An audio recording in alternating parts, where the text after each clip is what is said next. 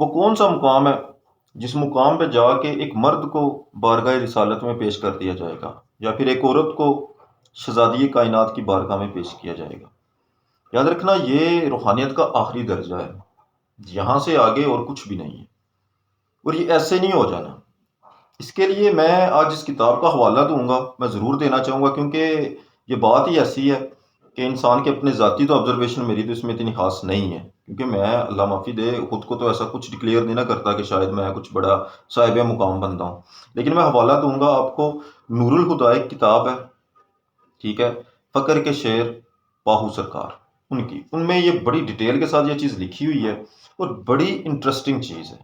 آپ کو پتہ چلے گا کہ کتنا مشکل کام ہے، کتنا اللہ تعالیٰ کی ذات باریکیوں سے انسان کو گزارتی ہے، تب جا کر شہزادی کائنات یا سرکار دو عالم کی بارگاہ تک بندے کو پہنچایا جاتا ہے، جہاں سے مہر ولایت اس پہ نصب ہوتی ہے۔ دیکھو، انسان ایک پہاڑ کی مانند ہے، اس کے اندر ایک وادی موجود ہے، اس کے اندر ایک غار موجود ہے، اس غار کے اندر ایک موتی ہے۔ یہ مثال میں دے رہا ہوں، اس موتی تک آپ نے پہنچنا ہے، اس نے آپ کو وہ سبق عطا کرنا ہے جو آپ نے پڑھ کے جو ہے نا اس حد تک، اس مقام تک جانا ہے کہ آپ سرخرو ہو جائیں روحانیت میں۔ ٹھیک ہے، انسان اگر اس موتی کی تلاش باہر کرے گا نا تو اس کو کچھ حاصل نہیں ہونے والا، اور کوئی انسان اللہ سے یہ شکوہ نہیں کر سکتا کہ مجھے رستہ نہیں ملا، رستہ آپ کے اندر موجود ہے۔ وہ آدم علیہ السلام کے اندر اللہ نے اپنی ذات جو ہے نا امر پھونک دیا، وہ سب کے اندر موجود ہے، وہ نور، وہ لائٹ، وہ آپ کی ذات کے اندر پیوست ہے۔ اس کی خوراک لا الہ الا اللہ ہے، وہ آپ نے اس کو دینی ہے، اس کو پروان چڑھانا ہے تاکہ آپ کو وہ والا آب حیات پلا سکے جس سے آپ امر ہو سکتے ہیں۔ تو اس کے لیے سب سے پہلی جو چیز ہے نا، یہ 4-5 سٹیجز ہیں، میں آج اس ویڈیو میں بتاتا ہوں آپ کو کہ سرکار دو عالم یا ماں فاطمہ الزہرا سیدہ سلام اللہ علیہ شہزادی کائنات کی بارگاہ تک ایک عورت کو پہنچنے کے لیے کن سٹیجز سے گزارا جاتا ہے، گزرنا پڑتا ہے۔ وہ جو موتی جس کی میں بات کر رہا ہوں نا، وہ نور، وہ لائٹ، وہ روشنی جو آپ کی ذات کے اندر موجود ہے، وہ آپ کو ایک سبق عطا کرتی ہے، اسم اللہ ذات جس کا ذکر کرنا ہوتا ہے۔ یہ اسم اللہ ذات کیا چیز ہے؟ تھوڑی سی میں ایکسپلینیشن اس کی دے کر پھر آگے چلتے ہیں۔ اسم اللہ ذات سے مراد ہے، اگر آپ غور کریں نا، کائنات جب نہیں تھی بنی، کچھ بھی موجود نہیں تھا، تو کون تھا؟ صرف اللہ۔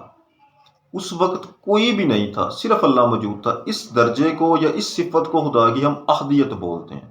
اس وقت اور کوئی شے موجود نہیں تھی، پھر اللہ تعالیٰ کی ذات نے ارادہ کیا، اس نے یہ کائنات بنائی، لیکن کوئی یہ نہیں جانتا تھا کہ کون ہے پیچھے، بنا کون رہا ہے، سب کو بتایا گیا۔ تو بتانے کی جو پہلی شکل تھی یا پہلی صورت تھی نا، جو وہ اللہ تعالیٰ کی ذات کا اسم تھا، اس غار سے، اس گوشہ نشینی کی حالت سے جو پہلی شے باہر نکل کے آئی، اس کو اسم اللہ بولتے ہیں۔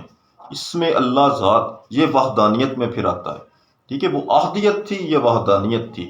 پہلی شے جو ہمیں عطا ہوئی، انسان کو عطا ہوئی، اس کائنات کو عطا ہوئی، وہ اسم اللہ ذات ہے، اور ہر شے اسی چیز کا، اسی اسم کا ذکر کرتی ہے۔ تو انسان کو اپنی ذات کے اندر سے بھی یہی اسم ملتا ہے، اسم اللہ ذات۔ جب اس کا ذکر شروع کیا جاتا ہے تو ایک نورانی اسم ہے۔ اللہ تعالیٰ کی ذات کے ساتھ جو منسلک کوئی بھی شے ہے نا، اس کے اندر فیض ہے، اس کے اندر لطف و کرم ہے، اس کے اثرات ہیں، خدا کے اسم کے بھی اثرات ہیں۔ جب آپ یہ پڑھنا شروع کریں گے تو آپ کی ذات کے اوپر اس کے اثرات آنا شروع کریں گے، اور آپ کے وجود کے اندر موجود جتنی گندگی ہے، گندگی سے کیا مراد ہے؟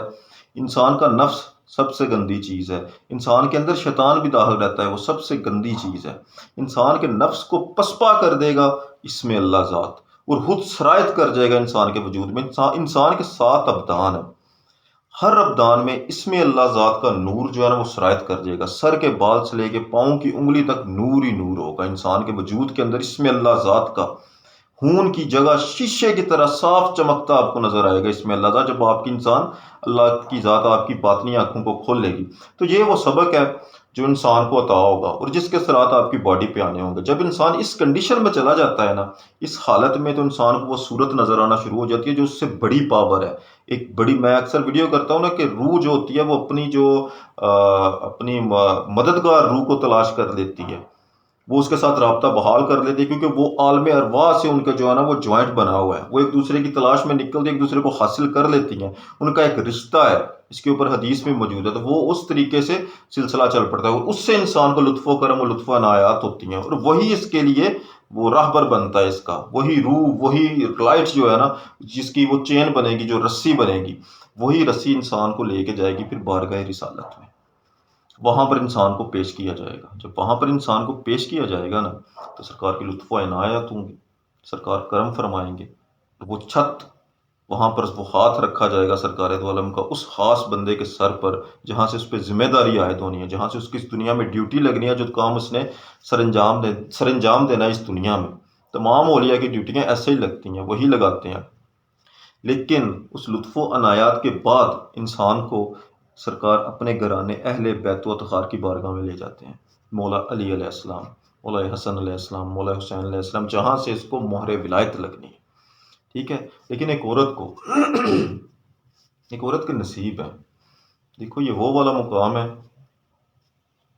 جو ہر کسی کے نصیب میں نہیں ہوتا.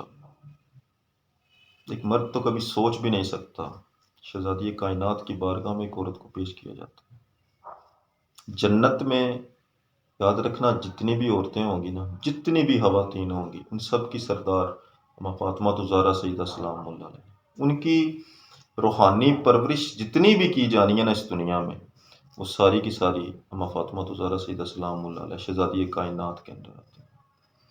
ان سب کو وہیں سے فیض ملنا ہے، وہیں سے وہ شکر کھلائی جائے گی ان کو، جس کے بعد وہ نوری تحائف ان کو ملیں گے، وہ مقام ان کو عطا ہوگا، وہ ذات ان کو عطا ہوگی.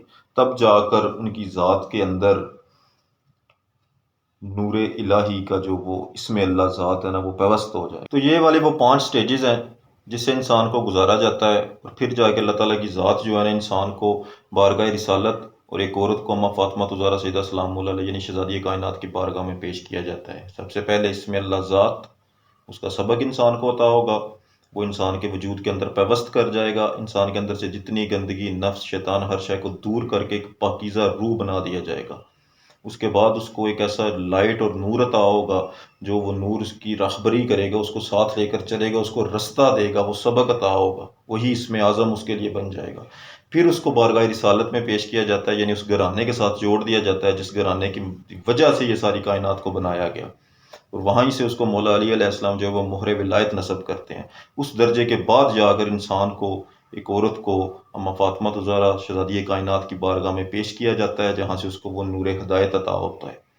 پھر انسان وہ مقام بنتا ہے جو اصل انسان کا مقام ہے، جس کو فرشتوں نے بھی سجدہ کیا ہوا تھا. یہی وہ چیز ہے یاد رکھنا جس کی ابلیس کو تکلیف تھی کہ اس کائنات کے وجود، اس دنیا، اس انسان کے وجود میں آنے سے پہلے جو معاملات چل رہے تھے نا وہ فرشتوں اور جنات کے درمیان تھے. اس وقت عزازیل ایک صاحب مقام تھا، لیکن اللہ تعالیٰ کی ذات نے جب یہ حکم صادر کیا، یہ اعلان کیا کہ میں اپنا نائب مقرر کرنے لگا، تو اس کے لیے سلیکشن میں ایک انسان کو بنایا گیا. تو اس انسان کی مخالفت کی گئی ابلیس کی جانب سے، اور اس نے اسی چیز کی مخالفت کی اور اللہ سے جو ہے نا وہ چیلنج کیا کہ میں اس کو روکوں گا. تو اس نے روکنے کے لیے جو رستہ روکنا ہے وہ آپ کی ذات کا رستہ ہے، تاکہ انسان اپنی ذات کو نہ سمجھ سکے. انسان ایک عام حیوان کی طرح نہیں ہے، انسان ایک صاحب مقام ہے. تو فقر کے شعر نے یہ جو تحریر کی ہے یہ بہت ہی جو ہے نا وہ انسان کو ورطہ حیرت میں ڈال دینے والی تحریر ہے کہ کس طریقے سے اللہ تعالیٰ کی ذات نے ایک سسٹم سیٹ کیا ہوا ہے. جزاک اللہ خیر.